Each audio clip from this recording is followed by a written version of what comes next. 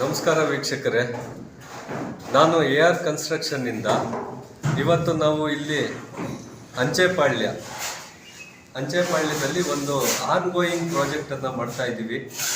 ಇದು residential project.